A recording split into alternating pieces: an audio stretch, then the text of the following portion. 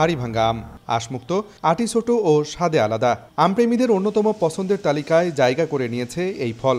নিজস্ব স্বকীয়তায় ইতোমধ্যে রংপুরের ভৌগোলিক নির্দেশক পণ্য হিসেবে স্বীকৃতিও পেয়েছে। হাড়িভাঙ্গা আম প্রতি বছর ২০ জুন থেকে বাজারে উঠলেও এবার ১২ থেকে ১৫ জুনের মধ্যে পাওয়া যাবে। শেষ সময় বাগান পরিচর্যায় ব্যস্ত সময় পার করছেন বাগানীরা। প্রতিদিন প্রায় ঝড় বৃষ্টি হচ্ছে।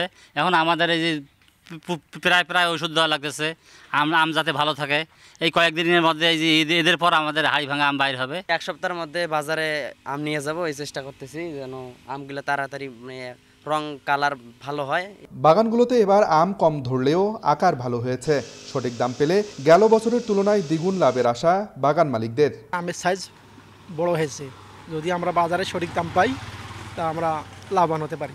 আম যদি আমাদের এটা বাইরে কোনো রপ্তানি করে তাহলে আশা করি লাভবান হবে সম্পূর্ণ চাষি ভাই।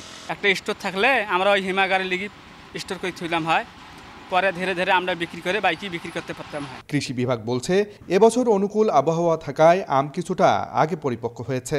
তবে রপ্তানির জন্য আম সংগ্রহ করতে হলে অপেক্ষা করতে হবে ২০ জুন পর্যন্ত। আমরা আশা করতেছি গতবার যেরকম কৃষক লাভবান হয়েছে এর চেয়ে আমার এইবার কোনোভাবেই কম হবে না।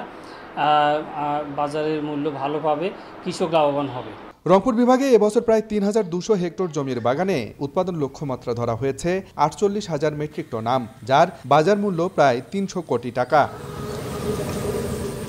সংশ্লিষ্টরা বলছেন হাড়িভাঙ্গা আম সংরক্ষণে হিমাগার স্থাপন, আধুনিক আম চাষ পদ্ধতি বাস্তবায়ন সহ গবেষণা কেন্দ্র স্থাপন করা গেলে এই আমই বদলে দিতে পারে রংপুর অঞ্চলের আর্থসামাজিক অবস্থা। আব্দুর রশিদ জীবন, সময় সংবাদ, রংপুর।